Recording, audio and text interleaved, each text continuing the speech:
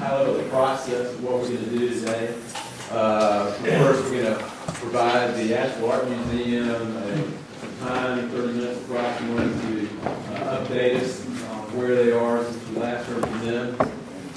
Then we will open it up to the committee members for questions to the Art Museum. After that process, then the committee will go into discussion, talk about options and what we want to do. This is a public meeting, so everyone's welcome to stay. We would just ask that get into discussion, remain silent, and not participate. We observe and unless called upon to ask a question. So thank you very much. At this time, I'd like to go around and introduce everyone at the table here. We'll start maybe with Thomas. We'll go through the committee members and the staff that are sitting at the table, and we'll come back to you in a minute, if that's all right. So. Thomas Roy, Battery Park Book Exchange. Mark Hinton with Billboardscape. Robert Foster, Doubletree Hotel. Ruth Summers, Grove Arcade. Gary Croker, the Yami Pool Park now. Pat Kappas, Asheville CBB. Jeff, can you get into Stephanie Brown, Asheville CBB. John Arrive, Asheville CBB. Himanshu Karveer, Holiday Inn, Biltmore West. Marla Tambellini, Asheville CBB. Thank you very much. And again, we're here to discuss the request by the Asheville Art Museum to amend our current contract that we have. And so with that, we'll kick it off to Pam, and the floor is yours. Thank you, Joe. I'm Pam Myers, Executive Director of the Asheville Art Museum. I'd like to just take a quick moment before I begin to recognize those who are here in support of our project and recognize them and thank them for their support. So, board members, would you raise your hands? This is a portion of the 22-member Board of Trustees of the Asheville Art Museum who are an amazing, engaged, and active group of people in the community. I'd like to recognize our elected officials, county commissioners, if you would raise your hands. Thank you for being here and for all of your support over this long process. City council people, if you would raise your hands, thank you again for being here. And other friends of the museum, I see Lou Bissett and Dana Stone Street and Craig Madison are here. Thank you very much for being here and for all of the work you do every day of the year for the arts and culture in Western North Carolina.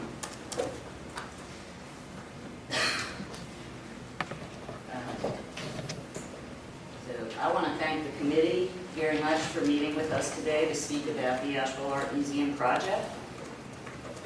We know that this group, in its iterations over time, has been incredibly supportive of the project and of its importance to the synergy that brings so many to our wonderful community to explore art and culture, the environment, food, sports, food, wine, beer, shopping, and the many other things our community has to offer. This is truly a cornerstone project for our community's future. I want to thank you for considering the recommendation to the TDA board of an amendment to our TDA contract supporting the commencement of the project. TDA's participation at this time is absolutely critical. We have heard what you all have said and communicated to us about wanting the project to commence as soon as possible to accomplish your goals of keeping the TPDF funds circulating. We agree with you. To this end, the museum board took another look at their self-imposed conservative construction benchmark of $17 million total for the project and reviewed the project schedule and the construction process. We are committed to the entire scope of the project and to the overall campaign goal. We are prepared to commence now with a conservative phased approach and would like to amend the contract to reflect this. Before I begin, I'd like to just share with you the resolution that was passed by the Asheville Art Museum Board of Trustees. Whereas the Asheville Art Museum Artworks for Asheville capital campaign for a new museum has raised 100% of construction costs and fees of phase 1 of the project and 86.6% actually now 89.6% of the total construction goals of the project.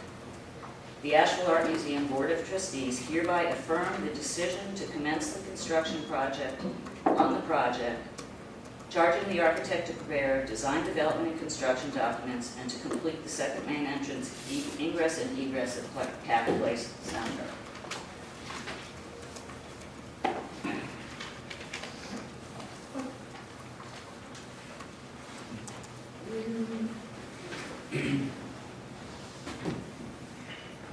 I'm pushing to the left one.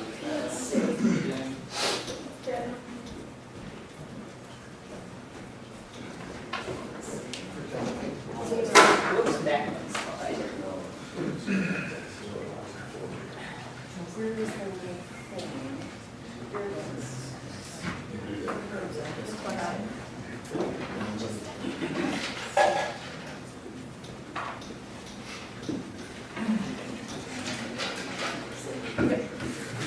Okay, so I believe that most of you have seen one or more presentations about the Asheville Art Museum project, and I'm happy to walk anyone who hasn't had a comprehensive look through the project with some of our board members at any time. So I'm not revisiting the entire project, but really bringing you up to date with regards to the board resolution. So what you're looking at here is a massing diagram of the project. And what we're talking about here is the phase one of the project is a $15 million phase, of which we have 100% plus in hand. And phase one will include design and construction documents and the construction of elements necessary to provide ingress and egress to Pack Place Center, including an elevator and some other improvements. So that's part A of phase one. That includes, and part B of phase one is illustrated in this diagram here. It includes the construction of the transformative new entry, atrium, glass curtain wall, and permanent collection galleries at the core of the museum, and the refurbishment, renovation, and rehabilitation of the current east wing to create special exhibition galleries, new media spaces for programming to continue immediately. So phase one of the project, part A and part B, include the facade, the entrance, the atrium, visitor services, museum shop, permanent collection, and special and traveling exhibition galleries, collection storage, and special event facilities. Phase two of the project is the restoration, preservation, and historic reconstruction of the 1926 Pack Library building designed by Edward Tilton. That project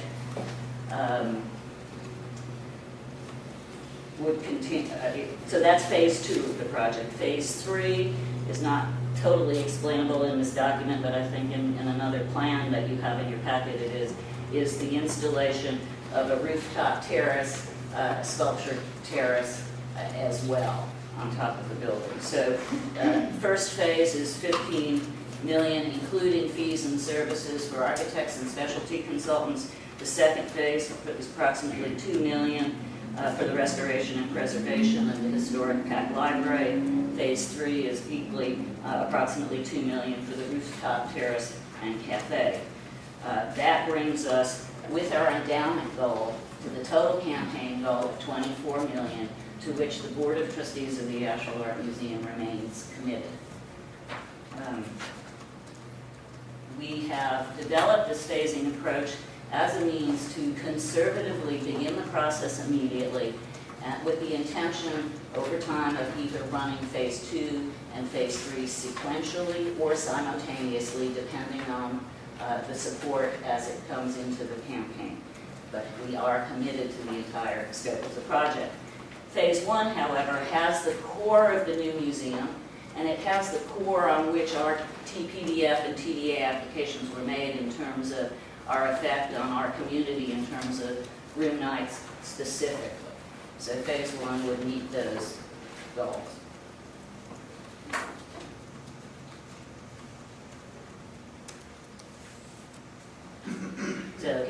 for those of you who are less familiar, the new glass curtain wall, main entrance and atrium, permanent collection galleries beside, and the interior, which opens up the facility to the community's downtown living room, Pack Square Park, and makes it transparent and accessible to both our community members and our visitors. It's clear and open. You see art people during the day, and at night it lights that corner, very important corner of our downtown as a beacon for the arts and culture in the 21st century in Asheville, North Carolina, and Western North Carolina at large. Oops,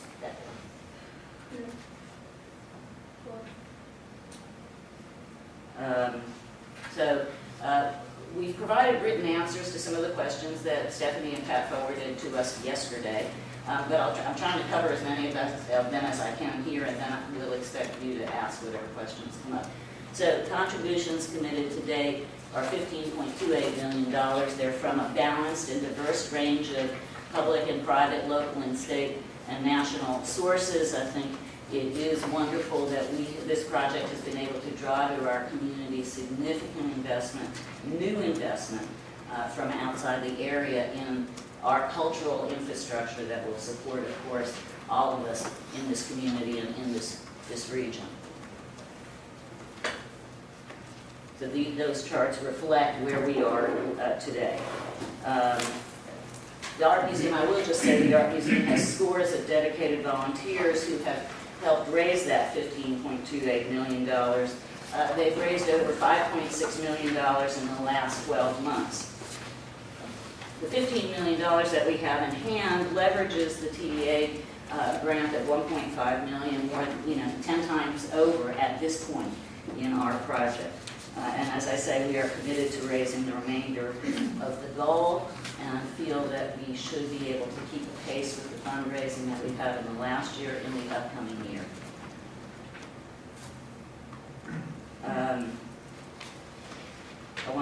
Before I get to the room chart and Rebecca, who is the expert on this, I want to say that according to our resolution, we're really on schedule. We will commence the construction project and begin phase 1 in August 2014. We'll begin construction related to the ingress and egress of Pack Place Center and simultaneously proceed with design, development, and construction drawings for the entire project. When those are complete, we would enter a bid process, and when the bids are awarded, we'll be prepared to start the construction on the rest of phase 1, part B.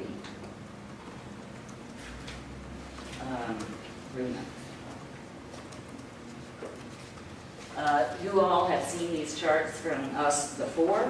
As in the past, the ones on the left were projections that we presented to you when we came to the TPDF asking for support earlier.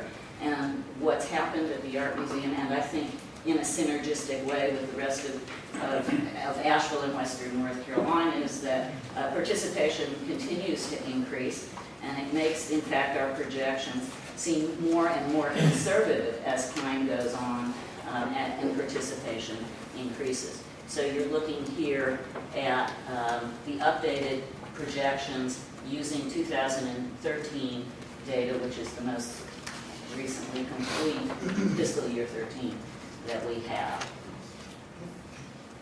So in year 1, so we've provided all of the metrics and how we got to those numbers. We can cover that if somebody wants to cover that, but I was just giving you the general picture, and again to say that we feel based on current participation that these are conservative projections, not aggressive projections. So we have a marketing plan that relates to year 1, year 2, and year 3, and we've developed that in partnership with members of the Chamber and others in the tourism industry who have been fabulously helpful in the marketing side of things. Helped us develop a plan that reflects and utilizes data from new museum buildings and communities across the country and the experience of those communities with the opening of those institutions in places that are our competitors, like Roanoke and Chattanooga, Greenville, Spartanburg, Savannah, Akron, Ohio, Parish Art Museum in Long Island. We keep up with all of our colleagues who have been in the capital campaign process and have used their data to help both to hone our marketing plan and to confirm our room night projections are conservative. In year one, we opened the fabulous new 21st century phase one part of the project, and attendance is boosted, in fact, by the installation of the permanent collection in new and exciting ways in newly refurbished galleries, but also by the architecture itself. Museum architecture is a destination kind of thing for cultural tourists in this country, as evidenced in every community that's undertaken such a project. In those museums often see a huge spike in membership and visitation in year one based on the architecture and the new presentations. They generally see a partial fall off in year two and in year three, and so we've developed a programming plan and marketing plan to reverse that dip in year two or three through exhibition programming and public programming in the new facilities that we know from experience those kinds of major special exhibitions, which we have not had the opportunity to host until now, until we have our new facility, draw both the local community and cultural tourists throughout the Drive Market and beyond.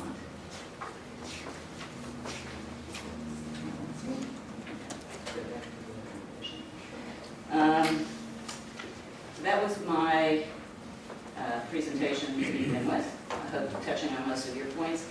I have some other folks here who would like to speak. I don't know, Jeff, whether you would like to ask questions of me first? No, go ahead and have them speak, and then we'll come back. Okay. That'd be great, thank you. Kim.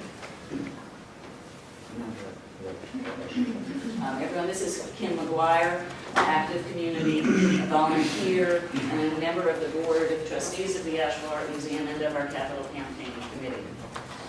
I just want to add my thanks to Pam's and on behalf of all of us for you all taking the time for this session today. It's critical to our future and to the community's future. Again, I'm a board member and have been very actively working on the capital campaign, and I'm proud to be doing that for this wonderful project. It's not very often that a legacy project comes along.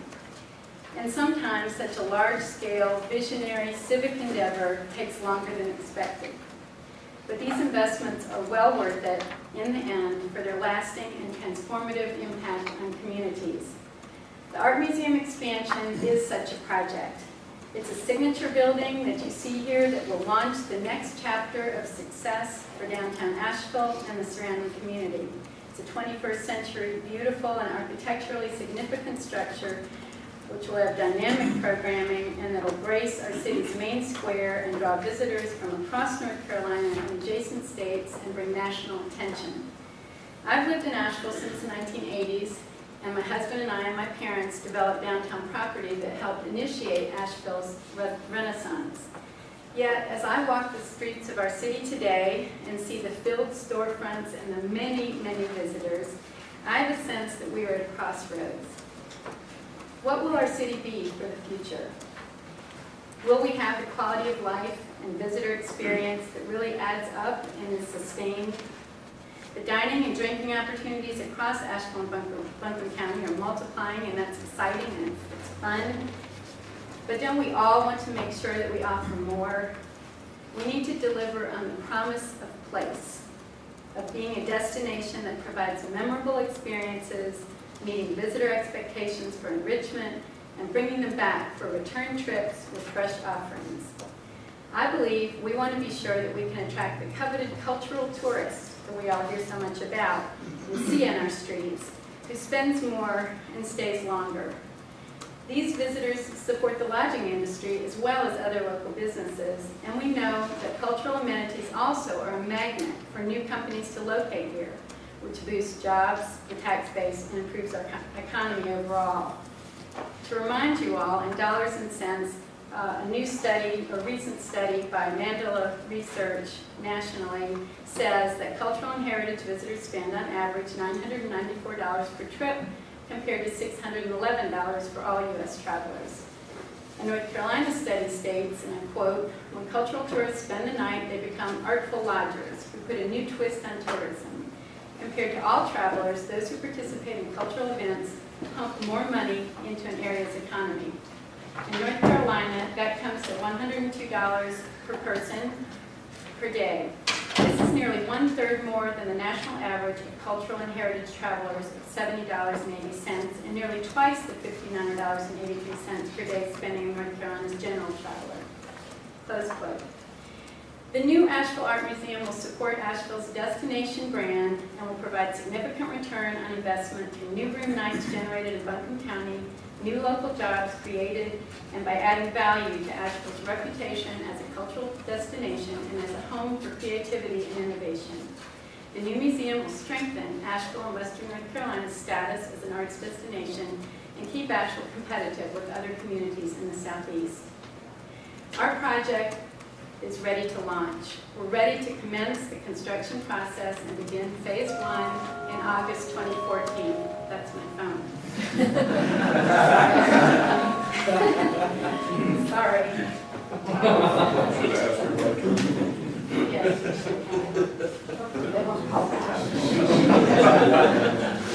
I'm so sorry. We are ready to commence the construction process and begin phase 1 in August 2014. We've worked hard to get to this point, all of us as volunteers, many of you helping to understand and help facilitate the project, and we're confident that we have a bright future ahead. We want the Tourism Product Development Fund and Tourism Development Authority to continue to be a major partner as we make the new Asheville Art Museum a reality. So thank you for the opportunity to make those comments, and I'd like to take a few moments to recognize our public officials who are here supporting the project. I'm sorry that Brandon Newman had to rush out. He was prepared to make comments, but had to be called away. We do have a letter to distribute from our County Commission Chair, David Gant. Yeah. Oh, you have that, I'm sorry. And he's been a strong supporter. Holly Jones is here and I believe was willing to make a comment. You may stand at this time. Just to echo the support and the excitement about what this project will do for the place where we have the highest tax base in our community. But I also wanted to highlight one thing that has not been highlighted that I'm particularly excited about, and I think my colleagues are too, is that when this starts, construction jobs will begin, and we're talking, I believe, if I've understood the data, under the short term, construction impact of 300 to 400 jobs. And we all know that is our #1 priority for Buncombe County. So I just wanted to echo all the good things and to lend my support for this transformative project. Thank you. David King is here, an opportunity to speak. Good morning. Thank you for allowing me to come speak. As a county commissioner, I lend my support to the Art Museum.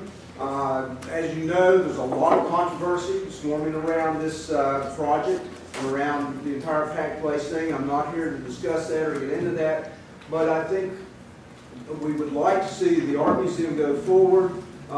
What is needed now is vision of where we want to go as a community and what we value. And TDA is one of those sources that has in the past had the vision to grow our tourism base and our visitation in Buncombe County. I remember before we had a TDA, tourism was almost nil in this area. I'm a native, I've been here, I worked at Biltmore back in the early 70s. A big weekend was 5,000 people, 4th of July. It took 3 days to get 5,000 people. They do more than that in a day now. So that's the result of this board. I remember when the board was put together.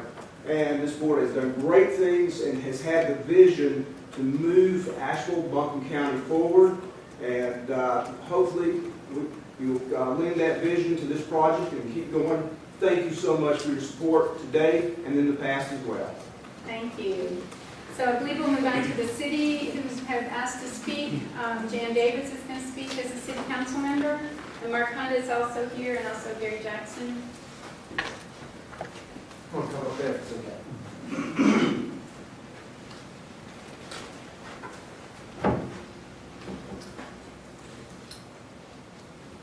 First of all, let me thank you, the TPDF committee.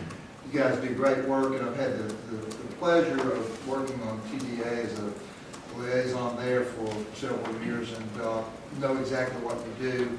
And the city has been a beneficiary of your work. In fact, I think that what we have at U.S. Cellular Center today, the soccer fields, all those things speak volumes. The lighting at UNCA, those are all great drivers of this economy.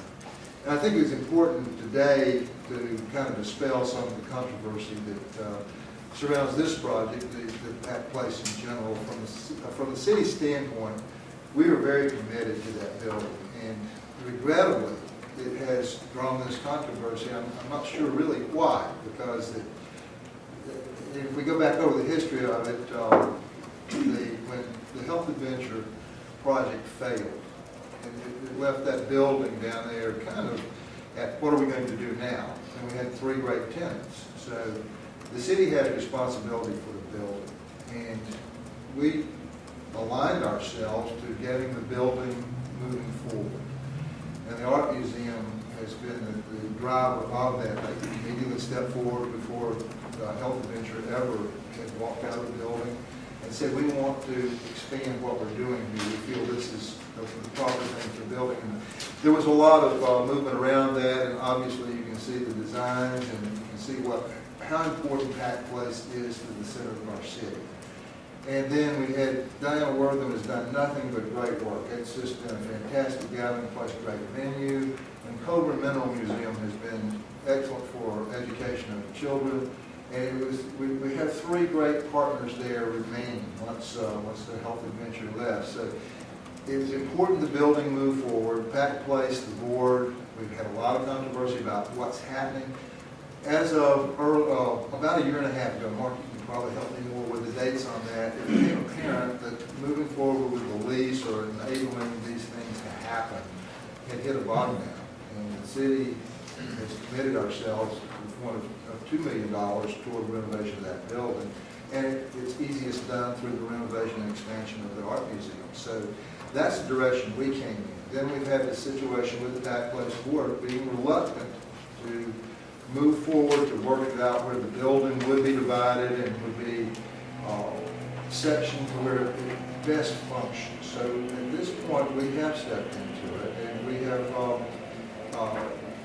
in deference to my good friend and colleague and neighbor, Ken Michaelove, I know Ken takes a very different position than I do on it, but frankly, this is a right thing to do. We're going to be considering at council this evening the three leases, the first one being the Art Museum, a permanent lease there, and we are committed to seeing that through. Diana Wortham, we have had great meetings with the board from Diana Wortham, and things always, we have a reluctance to change, but there is the issue of how do we make this sustainable in the future, and working with a nominal sinking fund type of payment schedule to handle future repairs and future needs for the building, which is very minimal compared to what the rate of the real rental in that building would be. We are able to move forward with Diana Wortham and the Art Museum staying in place. We'll be considering that, and then Coburn is electing to stay for another year in that facility. We've got a lease form for that. And regrettably, we're going to be seeing them move, but it opens some more space for these other two tenants to actually do a better job in their future. So it's very important what happens in that building, and as you can see from Pam's earlier comments and her presentation, that the lion's share of the fundraising is done.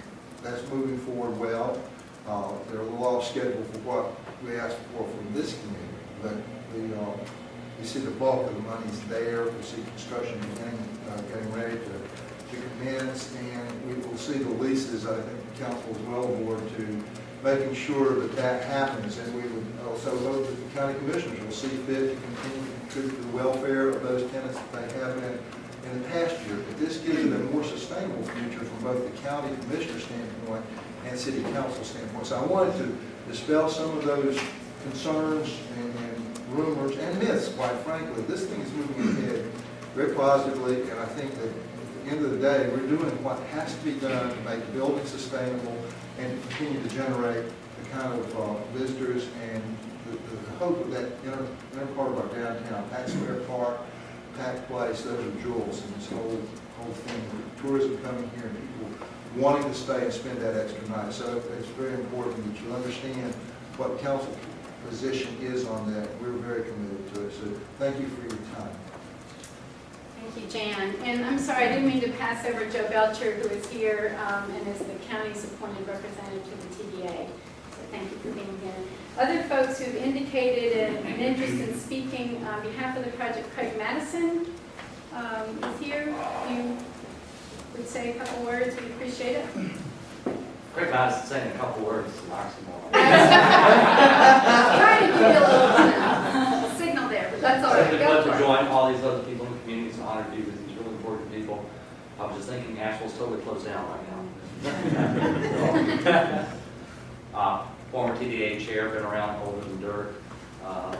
And I really appreciate what several of the politicians have said, elected officials. It's been fun to watch. I started my new job today.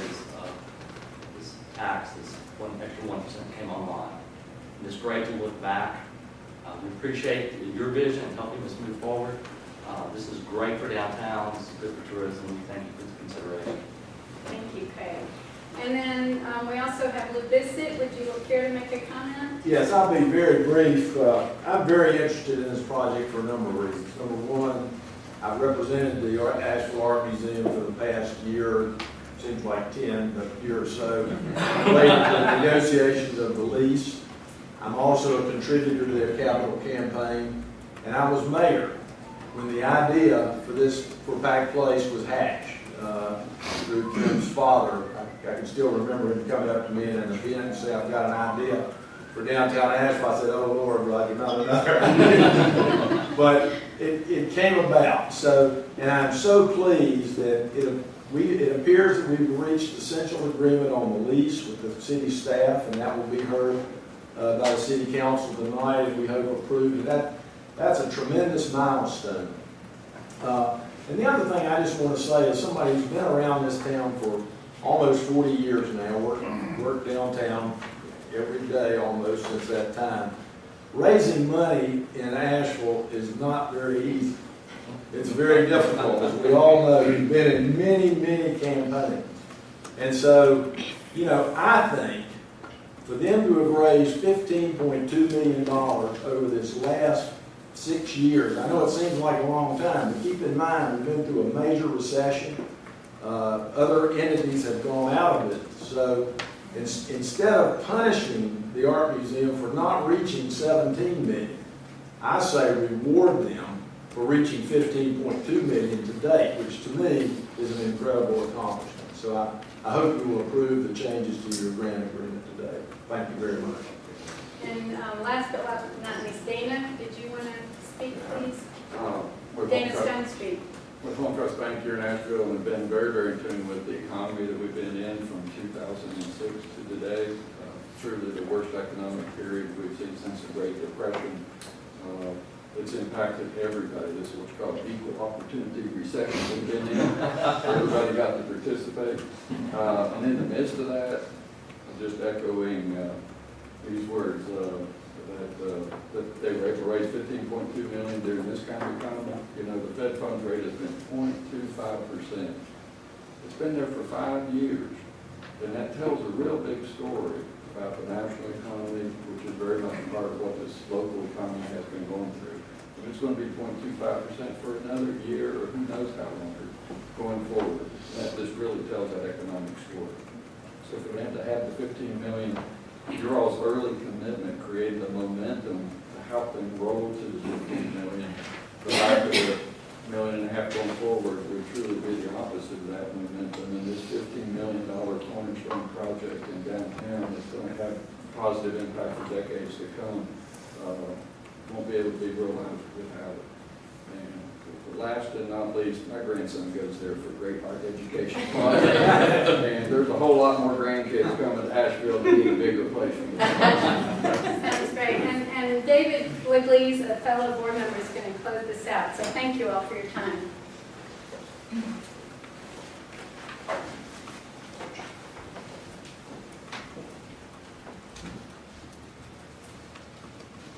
I would just like to thank everybody for showing up today. I know some of you drove a long way to get here today, but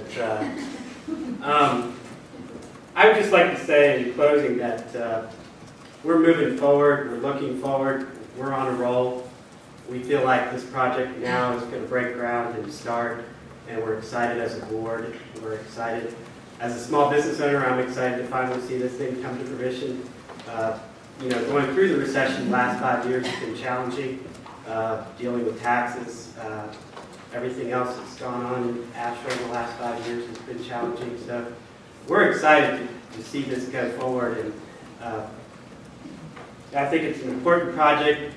TDPF and TDA's early commitment early on really helped us to leverage funds to get this project done, to get it to this point.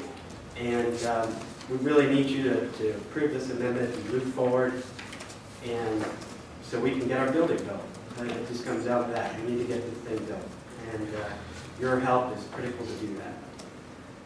Were there any questions, sort of, I guess, at this point? Yeah, thank you everyone for being here and speaking on the committee and elsewise. And Jeff, whatever questions you would like to pose, Okay. one of us can answer. That's great. I'll open it up to the committee now. Who wants to? Pam, Ruth, you Yeah. go first here. I have on your handout the answering our questions, and thank you very much for doing that. On number 9, when you talk about total renovated and new square footage, it says total project is 51,893 square feet. Is that square footage in addition to the 54,000 square feet you already have? It's actually a total renovation, excuse me for not standing here. I have a piece of paper that will run it. What the project is, and I'll move back to the massing diagram so that helps. Wait for the laptop.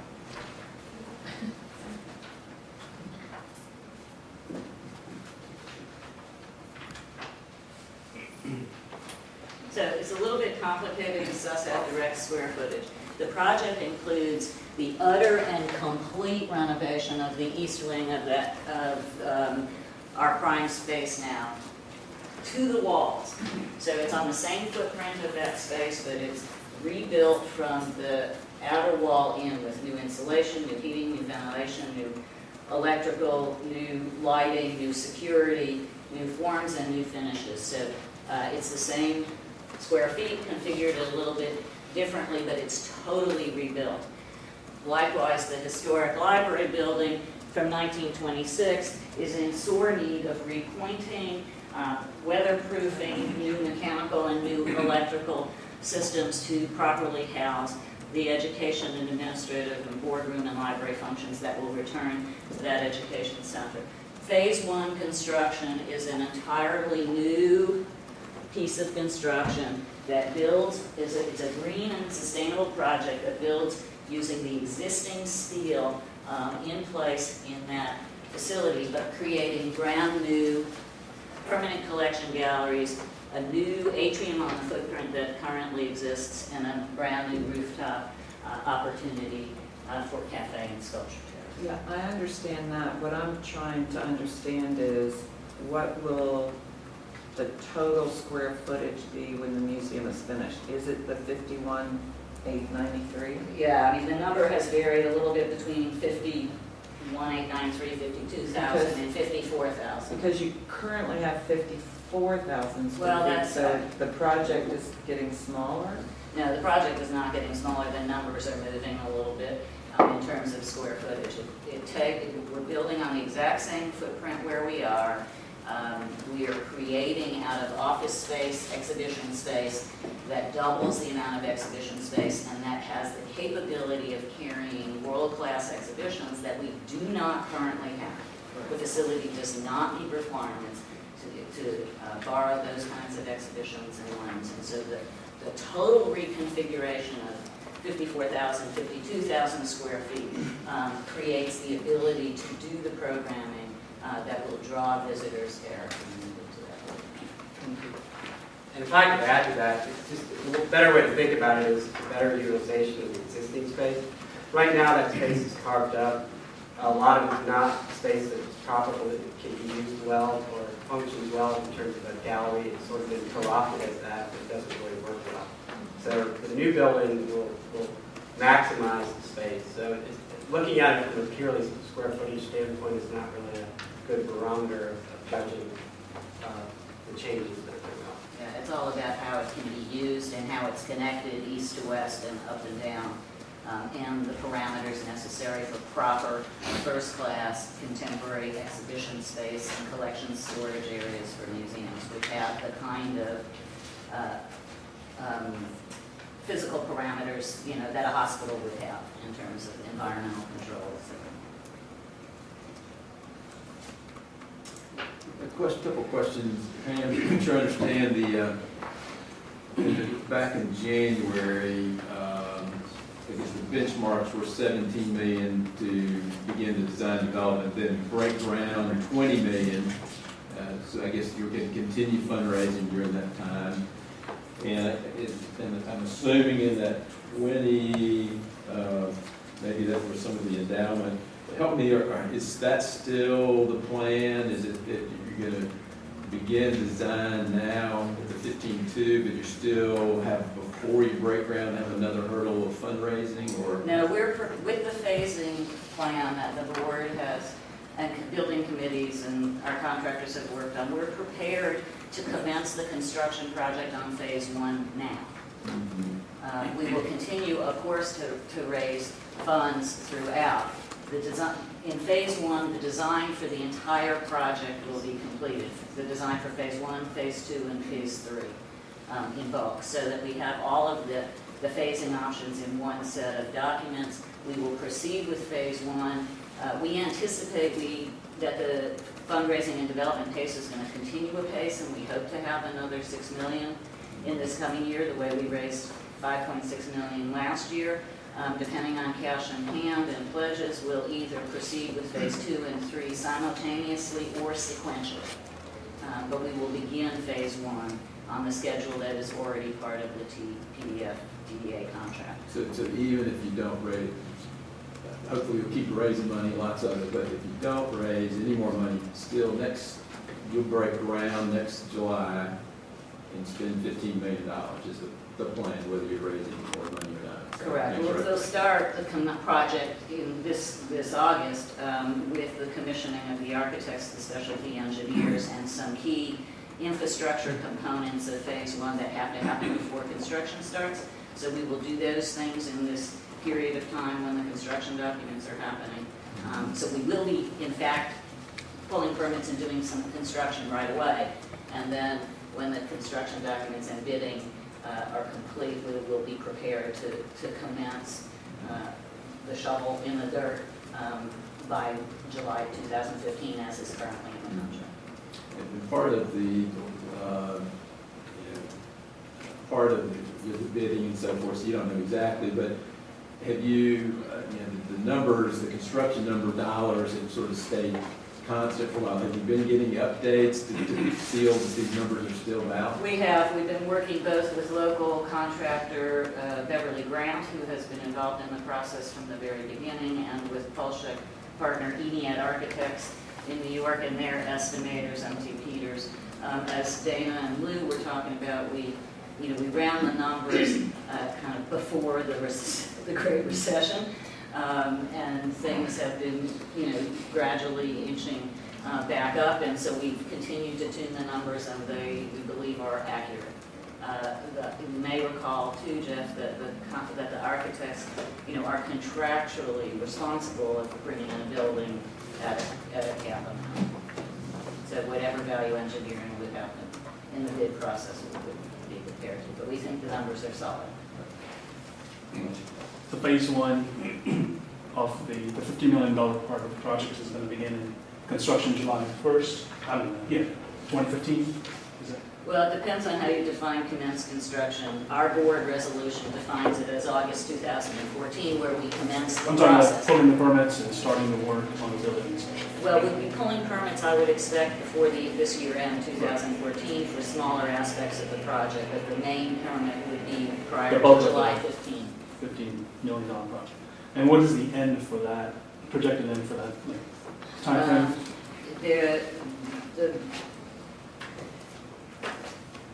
About 18 months is what I'm being told. For phase one. And depending on the funding, what you get, so the 1.5 that the TDA would grant would be used in that first phase. In that core building, phase one includes the core building of the project. And let's say 18 months is done and the project is complete, and then you're starting construction on phase one and phase two and phase three simultaneously because you have the funds. How's that going to impact these blockbuster exhibitions when you have construction going on actively? Yeah, And how much is that going to delay the actual room night projections and the actual start of when we look at room night projections? I actually don't think it will affect it. And I didn't bring the sort of physical picture of the properties, but a historic library building, for instance, is a independent building. Even today, it is zoned separately. It has separate heating, ventilation, and cooling. It has separate security. The rehab of it will essentially be behind closed doors. Likewise, the intention for the rooftop cafe and sculpture terrace is to put the structure in place during phase one, so that the installation of it in phase three is a very modest, more modest, and not disruptive process. So that the exhibitions that our marketing plan are and our programming for year one, year two, and year three is really not affected. The main special exhibition galleries are in the East Wing, and the permanent collection galleries are here. They'll be complete and functional. I think it was in January we talked about the construction. You're going to use the construction phasing, like the staging for the construction, what's going to be in front of the museum. Yeah, but so for phase 2 and 3, you don't. That's not. No, we don't need that in phase 2 and 3. It's really necessary to do the demolition and construction of the core. Is where we need a crane for that period. The others are not that kind of construction.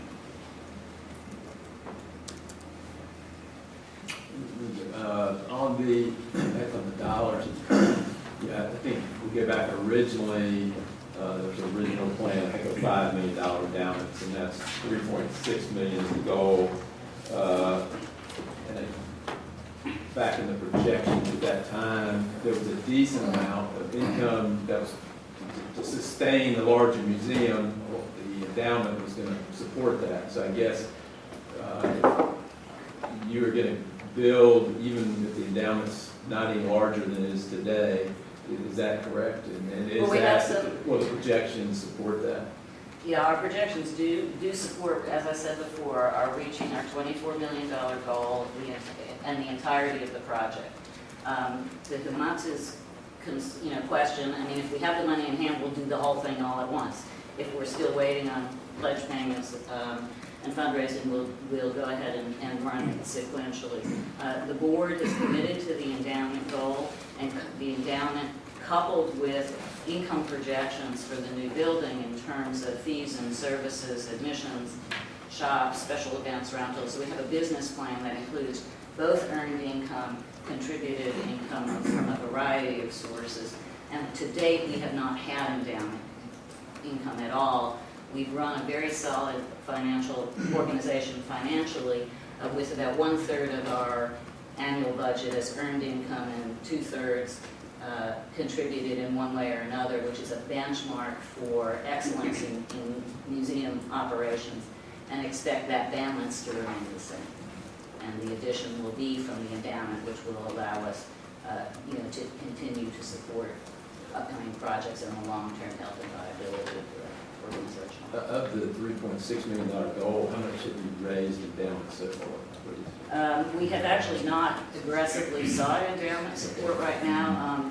In our looking at the campaign planning, we find that often endowment portions come towards the end when the bricks and mortar piece is done. We've raised, there are $310,000 that are dedicated to endowment now, but we fully expect through both planned giving and the endowment fund drive to meet our goal. So of the 15.2, 300,000 is endowment, and 14.9 approximately is for construction. Is that correct, or is it like, are those separate? Or is it No, 15.2 plus 300,000? That's correct. It's Okay. 15.28. May I interject a point of order? Yes. I just wanted to point out that, that the scope of contract, of the work that's in our current contract would include all 3 phases. And so unless an additional amendment was made, the payment of that, assuming that we proceeded, would happen in thirds across those scopes. So I just wanted to interject that so that it could be discussed while everybody's here. If you're planning to collect that $1.5 million in phase 1, that would require an additional amendment to the contract. I believe the original contract was, that includes all phases, not just phase 1. So 1/3, 1/3, and 1/3. I got a comment and a question. The comment is, I'm sure you did your homework. Are you getting a competitive bid on this construction, or Yes, we you're will. working with one contractor? No, we'll be getting competitive bids. We've been working with Beverly Grant in the planning stages, and I hope that they will be our contractor. But they've been helping us cross-estimate the project from a local point of view against a professional estimation firm, which is based in Connecticut. Depends upon how much of that $20 million provide you with the permanent art structure, the interior furniture, fixtures, building, of course. Comes out to be approximately $400 to $450 per square foot. That number seems to be a little high, in my opinion. Actually, you have to amortize it over the entire project. The $15 million in phase 1 includes over $2 million in fees to specialty consultants, architects, engineers, etc. We actually ran numbers on the project in various phases. The cost of new construction, the cost of renovate historic Yeah, preservation. but here's the thing though, that number doesn't include the land or the basic structure of the building. So that's why I think that number is a little high, but you can do, Well, you can get some competitive bids. Yeah, I'm we'll sure the number definitely, will go down. and we have a fabulous building committee who are prepared to dig in and look at all the numbers for all the component parts. I would just tell you, in the world of art museum construction, even if 400 is the highest, that's low. Art museum construction is very expensive for the kinds of reasons that you see. There's multi-millions of dollars of heating, ventilation, and cooling in this project, which is normal, So we are committed, and the board has consistently reviewed, and I have an architect on the board, and a retired architect on the board here. We continually cross-referenced it on other square footage costs of like-minded museums, and we'll continue to do so. The question is on the room night projection that you had. It says additional room nights for year 1, year 2, and year 3.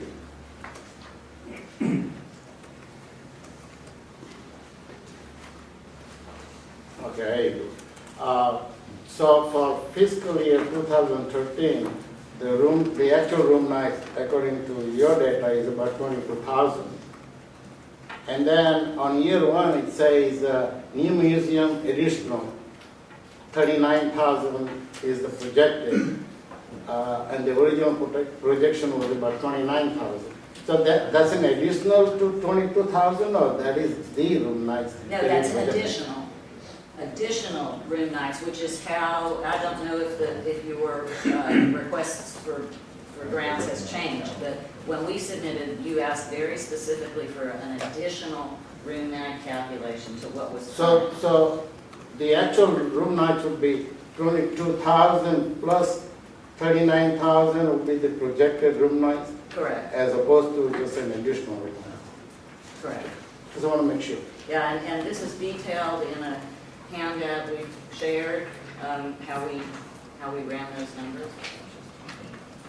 No, Pam, I've got some. yeah, I got one. Go ahead. Yeah, I think everybody's got questions as to how the room nights were calculated, and just a point of clarification. You state that in fiscal year 2013, you're generating about 49,297 visitors a year. Is that accurate? Tell me what you're looking at. Yeah, I think it's on page, I'm not sure, 6. Tab 7. Yeah.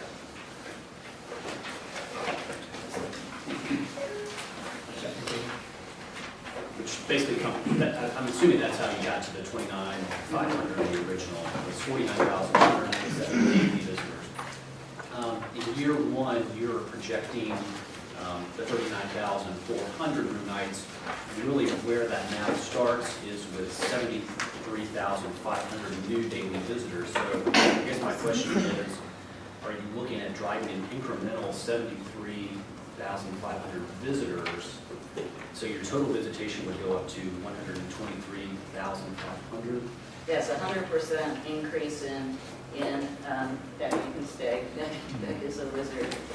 Those of you who don't know, Rebecca Lynch-Moss was my colleague on the campaign, and with many other things. So yes, in what we calculate, we've been tracking zip code and doing zip code analysis and participation for a long time. When we first came to TPDF, we actually honed our data collection because you guys were the data masters, and we're getting some help from the newspaper now and others. We've calculated a conservative increase of 100% participation in year one, and that's what these numbers are based on.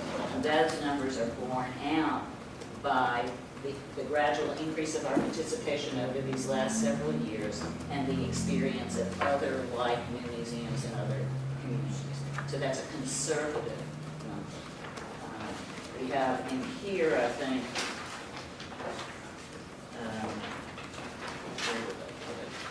You collect zip code data, everybody comes in and just takes well, primarily ticket purchasers, but we try to catch as many of the other members, obviously, and others who are attending special programs that may or may not have a ticket.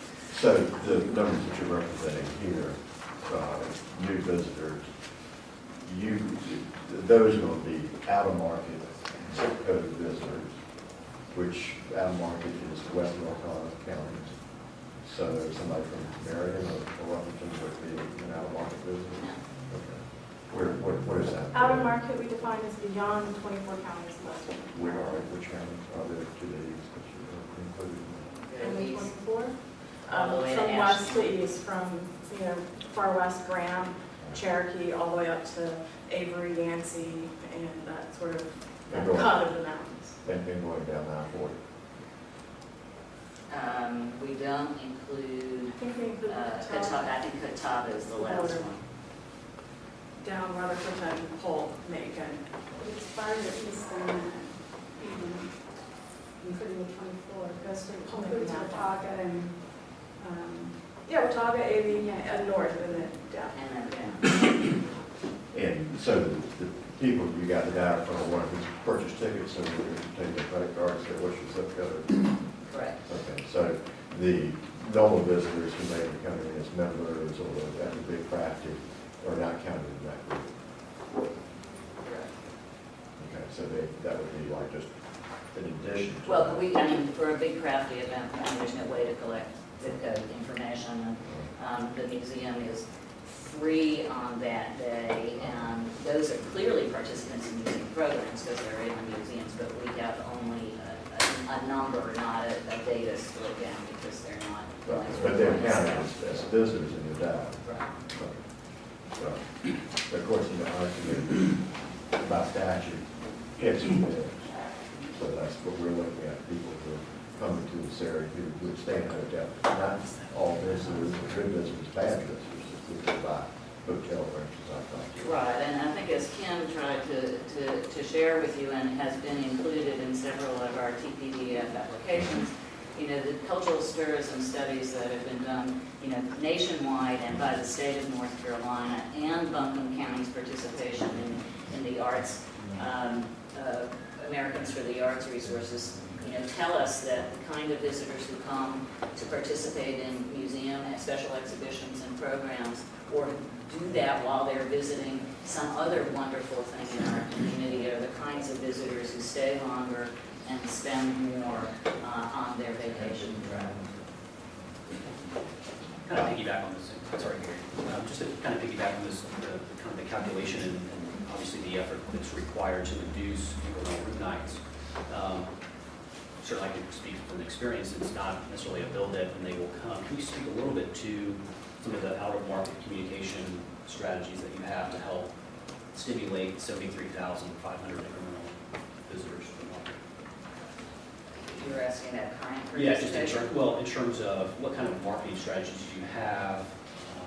We have a plan to help drive that. We do, and some folks in this room who are marketing experts have helped develop a long-term marketing plan for the museum now and through this process that includes a variety of steps in each phase. Year one before we open, year one when we're open, year two and year three in terms of out-of-market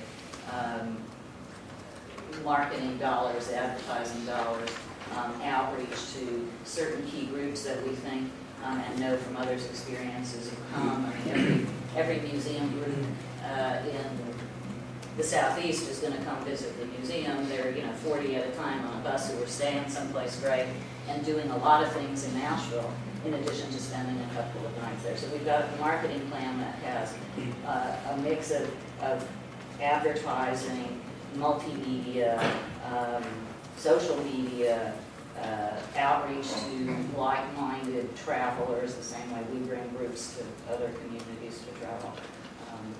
And it's actually, I think there's a summary of it in the initial TPDF application, and it differs year by year on expenditure planning and then expenditures over that first 3-year period. So it's a significant ramp up for us in that kind of marketing and outreach.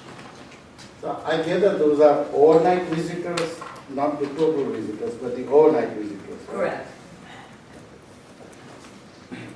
Yeah, I mean, if you follow the sort of procedure here, we know, for instance, at the Parish Art Museum, which just opened out on Long Island in the potato fields last year, that their visitation increased 176% in the first year after they opened their new building.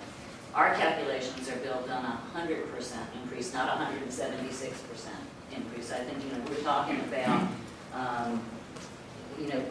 being conservative and not overreaching our goals, and understand fully that the visitor who comes here is interested in the wealth of experiences that can be synergized in this community, and that those who are interested in art and culture are always looking for a capstone institution to see a special exhibition, to learn about, as Kim said, this sense of place through our collections of Cherokee material, studio craft, Black Mountain college material. I mean, this is a place where a cultural tourist to Western North Carolina gets a grounding and is able then to spread out through downtown, through the RAD, and through the 24 counties as we serve as a cultural concierge to those visitors. They say, well, you might want to go out to Toe River today, but come back for dinner and the night. And then the next day, why don't you go over to Cherokee, spend the day, and come back for dinner and another night? I mean, that's part of our downtown cultural concierge job. If you take the number of projected room night and divide it by 364, you'll fill 100% occupancy in one of the new hotels planned for downtown Nashville. That'd be great. I can only say I hope that. Sure, they'll be happy to see that. I'd be pleased if that is the occurrence. It appears high to me from my experience in business, but I can't say I'd be against that type of tour. That's the one I want. That's absolutely the one we share. Exactly.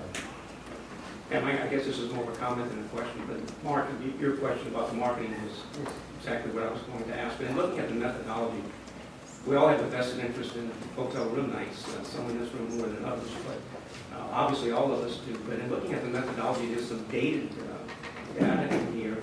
And I too would have to question, that the museum would be the lead dog in attracting, with all the other venues and the allure of the beauty of Western North Carolina, would have the ability to draw that many incremental room nights. That seems like a pretty high number from my experience as well. So just more of a comment, I guess, than a question. So I may want to. I very much appreciate that, Gary. I think, it's a science that you guys are trying to perfect, and one that we're working really hard at. And what we've had to work on has been the experiences of other museums and like-sized communities and their projects, and our growing participation, which is happening now incrementally, and the data we're collecting. But they added half a day stay to what's already coming here, so that's a fact, you can factor that in as well. Yeah, and we very much, agree with you that it is about synergy of what people want to do over the course of several days here. And we absolutely think this project, and based on experience at other institutions, will do that. We'll keep people here longer, whether it's for a special exhibition or the experience of the architecture and the permanent collection. It would take a healthy marketing plan to produce those numbers. I think Stephanie could attest to that. Just going on the room night projections, and so after reading through the documents that were given to us, it seems like part of the 100% increase in visitation is going to be attributed to the blockbuster. Is that correct? The blockbuster exhibitions. In years 2 and 3, we talk about special exhibitions. In year 1, the experience of our colleague museums is that in year 1, the traffic is driven by the new building architecture itself and the newly found collections of the institutions that have been in storage and in improper gallery conditions. So I'm not cultural choice. Fine. Oh, So yeah, I'm more of a you are. busy world. What would you define? It's a different Yeah, different. I've got 4 and 7. What is a blockbuster exhibition, and how long does that run typically? And you in the room nights calculation, I see where the percentages are coming, that 73,000 visitors, 64% are out of market, out of 64%, 67% are going to stay overnight. And then you use a 2.5 multiplier, because that's how many nights they spend. But we're looking for additional room nights, incremental room nights. So a visitor coming to Asheville might extend their stay by 1 night to go look at another a blockbuster exhibition. So I think the 2.5 is, the multiplier for the nights is high. And so the question was, the blockbuster exhibition, how long does it last? Is months, or is it weeks or months? And typically, do people come back to visit them? And is that going to generate 2 nights of additional stay versus just 1 night? So the 2.5 comes, correct me if I'm wrong, from the North Carolina Department of Tourism Studies that says that cultural tourists, who are people who are going to places and going to art museums and galleries, generally stay 2.5 nights. Okay. And so that's where that data is coming from. It's Right, and that's also people existing that are coming here to our hotels and say, hey, what else is there to do? We want to go. Say, oh, go to the art museum, they have a new exhibition. So they might extend the 1 night, is what I'm... What you're saying is the 2.5 night stay isn't all new visitors because of the art museum. A lot of those are because they're already here, and it's creating that extra night. Right, that multiplier is high. And that's why the projections are 40,000 room nights the first year. I think, I'm not sure, we're also saying, based on our studies, for those individuals that do travel specifically to see art museums and special blockbuster exhibitions, the length of their stay based on their determination to visit Asheville, visit Asheville Art Museum, they're going to go ahead and plan to stay 2.5 nights. And the initial reasoning for the planning of the visit would be coming to see the new museum or a blockbuster exhibition. But as they come, they also realize that because of their affluence and their vacation time, they're going to be staying for a total of 2.5. Well, and there's so much for somebody to do here, although we are minus this attraction for those people. Let me see if I understand this. I'm a little confused. So when you say 2.5 room nights, are the incremental room nights because of this? Because of art museum? Is that what you're saying? Well, I think because of the art museum is an interesting comment. I think, you know, I've learned from Stephanie in several meetings that she's been in that that really cultural tourism in our area in particular is a synergistic activity, and it all comes together. And people who come here who wander the River Arts District and our partners down there want to cap their stay with a national art, with a major exhibition and a major collection in this community, and this project provides that opportunity. There is no question about that. I think what, and if I understand them right, what this committee is trying to understand is, if the art museum is there, these are how many more room nights you will create. If art museum is not there, then of course whatever room nights we have is what we have. And if I understand this right, you're saying that because of the art museum, there will be additional 2.5.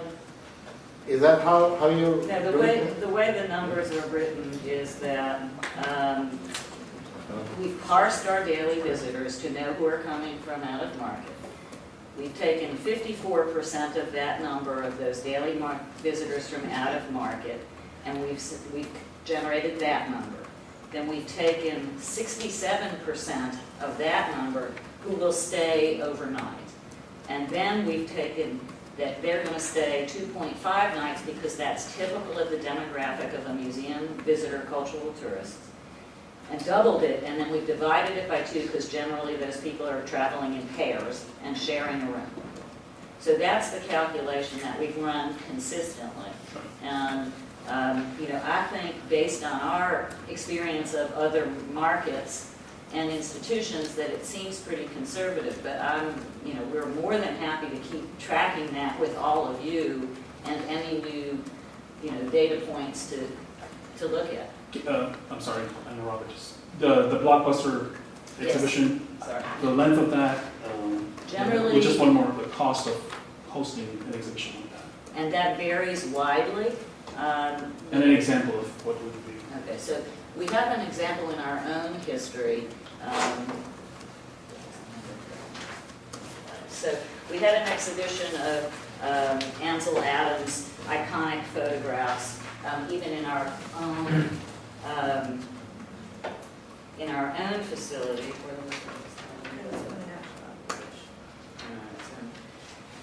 Hold on one second.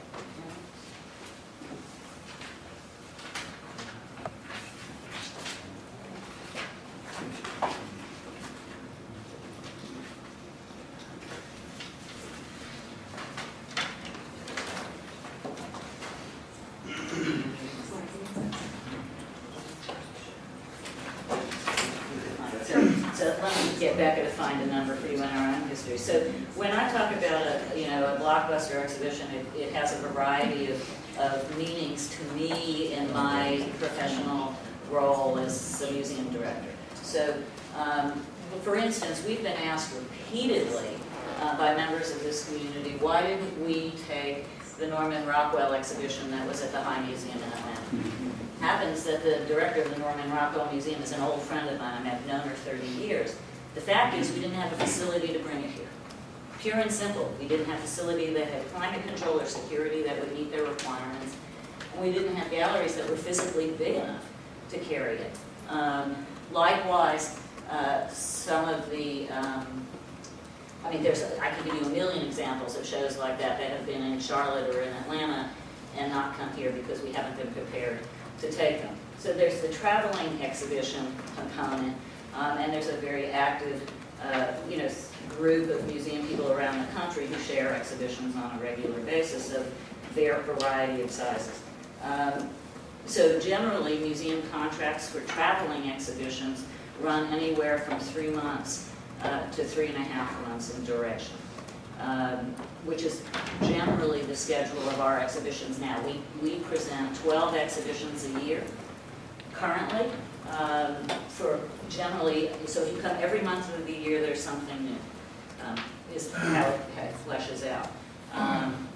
In the new facility, we have large and small galleries. The larger galleries with higher ceilings, but et cetera, would house a traveling exhibition like that. Smaller galleries would continue to be hosting curated exhibitions by the curatorial staff of the museum.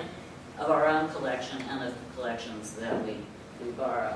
In 2000 and, this is just an interesting local example that some of you may remember and others may have forgotten, but from July to October in 2004, in the historic library portion of the Art Museum, we hosted a classic Images from the Ansel Adams archive. Over 13,000 single-paying visitors attended during 16 weeks. Was a relatively small exhibition in the existing spaces. So there's an economy of scale in doing these kinds of things, and you ask about cost, and they vary widely. There are exhibitions that I think would be blockbusters in our community that rental fees are as low as $10,000, and there are some that are $2.5 million. It depends on what the idea and the interest is, and I know the folks at the Biltmore Estate have had the same kinds of conversations about bringing in special exhibitions and doing your market research and what's really going to, attract the folks we're looking for and what does the local community need. And the board and staff are tasked with balancing an exhibition schedule that would do all of those things, serve the community and the visitor. One last follow-up on that. So construction is done in 18 months starting next year, 2015, 18 months here. Hopefully, everything is going according to plan. We're open with the new gallery space and everything's open. So I'm assuming you probably would have to start somewhere now to get those exhibitions in year 2 and 3. Have you guys talked to or? Well, we're talking to people all the time, every day. Right, but you look at the timeline. We've pushed this, and you guys know, I don't have to tell you, the project's been pushed forward. And so this is hopefully the last time. And so what is happening now? We talked about marketing plan for the future, but what are you doing now to get those exhibitions? Or are you doing anything? Or is it too early?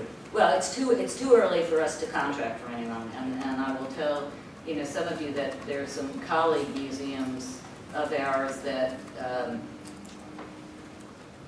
Having the data right now that the first year you really want to focus on the architecture and the exploration of the hidden treasure of your collection is based on the experience of other institutions who booked a major, expensive traveling exhibition for day one opening in a new building, and it didn't happen. And, it was all gone. So that's why you're working the year beyond that. And we are in conversation with colleague institutions, both in the Southeast and the Smithsonian, and about what's out there, what's looking to tour, and what will be out there in that 3-year, plus time frame which we're looking at. So Construction starts July 15th, 2015? that's in the current contract, yes. Okay, and the construction phase is how long, first thing, a year? 18 months. 18 months. So the beginning of 2017, the phase 1 should be finished. So you'd be looking for year 2017, 2018. 2018, so we have plenty of time to do that. And the marketing plan, does call for doing all kinds of things, pre-construction, during construction, and post-construction. So we're confident that when we have a facility that will pass muster, that there are exhibitions out there that will meet our needs, and are prepared to work with all of our tourism partners to look at what the correct seasons are, to bump shoulder seasons, and we've been paying attention to all of your commentary about those kinds of issues, and look forward to being an active participant in making that happen, evening out those things. Stephanie, question. The TDA defines an out-of-market visitor as what? We've used different definitions over the years. I think the basic idea in tourism in general is new money to the economy. Depending on what it is, it might be outside the television market. If we're talking about purchasing media and who sees it, you wouldn't want the waste of seeing people in market. But I think for the purposes of this discussion, it's basically new money to this economy, is how I would define it. When you're trying to decide on a distance, you're trying to decide on when it's too far to drive back home after a show. Well, we have, our top overnight markets are the same as our top day trip markets. So it's a matter of converting those folks. And so from just a practical perspective, if we can convert someone who's coming from another community to stay here, But if our criteria is heads in bed, so we try to look at not just the day visitor from Kingsport, who may drive by, or Johnson City. We're looking at people who will rent a hotel room. How should you find that? Is that a 2-hour radius, drive radius? I think the chamber study defined it as 50 miles. Well, generally speaking, we don't advertise within the Greenville, Spartanburg, Asheville area, within the entire DMA, which would be Greenville and Spartanburg. And we don't generally advertise within the Kingsport or Tri-Cities area. But from an But advertising just from an perspective, it's slightly advertising, paid different. advertising. I believe it is really, there is no straightforward formula. Because if I'm coming here for a day trip, and if I see an art museum, that pushes me over to stay overnight. So it's sometimes hard to predict. That's why we talk about incremental basis. The definition of a visitor would be someone who comes from more than 50 miles away, and that's the definition that we use for an economic impact study as well. And if I could just give you an interesting data fact, which is I think it's something that we've actually given to previously, but in the year 2000, the Keenan Flagler School of Business at UNCA Chapel Hill analyzed visitation and spending at the Rodin exhibition at the North Carolina Museum of Art in Rome. That study indicated that 26% of the 305,000 visitors who attended the exhibition traveled less than 99 miles, and 74% traveled from further distances. Of the visitors traveling at least 100 miles, 50% reported that the exhibition was their primary reason for coming to Raleigh. 50-mile radius, give me a sweep for that. That's like Statesville? Okay, so Hickory. I think the other thing that I'd like to point out as a board member, and I also work every day in the River Arts District, and I feel like if you're coming to an exhibition, which I did, I went to the Mark Rothko exhibition in Columbia, South Carolina. I went for 2 nights, but if I were to come here, the River Arts District takes a good day, if not more, to go through. So it brings us it's like a trifecta, if you're an art aficionado.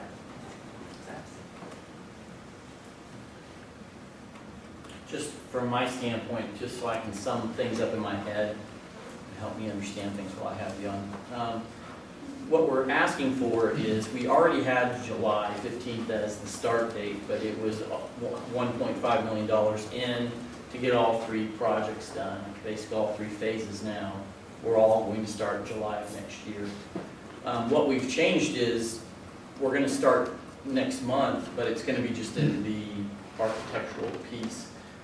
The original was, would that architectural piece, drawing piece, would have started next July No, it would have started in August. of this year, either way. So the schedule is So the schedule's the same.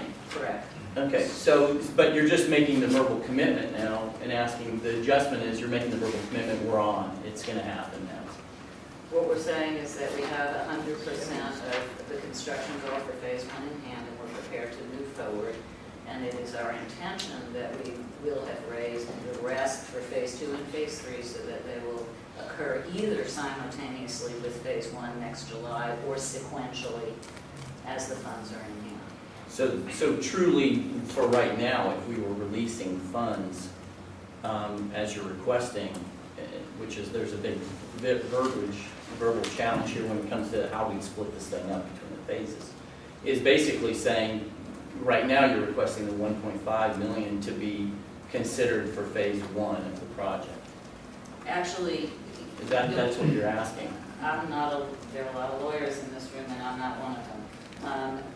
The way the contract is set up is that you have various benchmarks that occur during the course of the project, and that the payout is at a third and a third and a third. And I think what Stephanie said, for considering the entire 3 phases, it would pay out over the 3 phases, a third, a third, and a third. That was the original intent.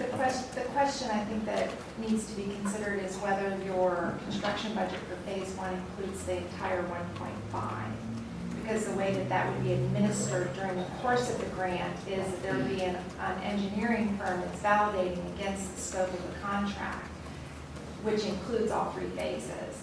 So I'm only, raising this issue is something that once we get in, I don't want there to be surprises, but, because it's clearly written in the contract that the scope includes all of this phase 3 work. And so when we get to the first payment, it's going to validate against that whole scope and pay 1/3 of that entire scope. So you're not going to get to your third payment until phase 3 is completed. So if the $15 million in phase 1 figures in the $1.5 million, that's not the case right now. Then you get $500,000. You're getting $500,000. Well, your phase 1 project, of course, is $15 million of a $20 million project. And we've already spent $1.3 million, so I think I would hope that you would prorate it against the total capital outlay. Well, that's another condition of the contract, is that we get a more, typically we have a much more detailed construction budget and scope of work that is used then by the engineers to identify what percentage of the work is done. Well, we'll have that when that time comes, but, the 15 million is obviously the biggest chunk of the project, so I would hope that whatever the payments get. As a percentage of the project. 75%. Which would be a verbiage thing. And then I guess, from my standpoint, I'm just looking at this as really the scope has changed for now, because 2 and 3 aren't even funded at this point. And in all intents and purposes, you guys have had a great track record now. You're kind of building that momentum.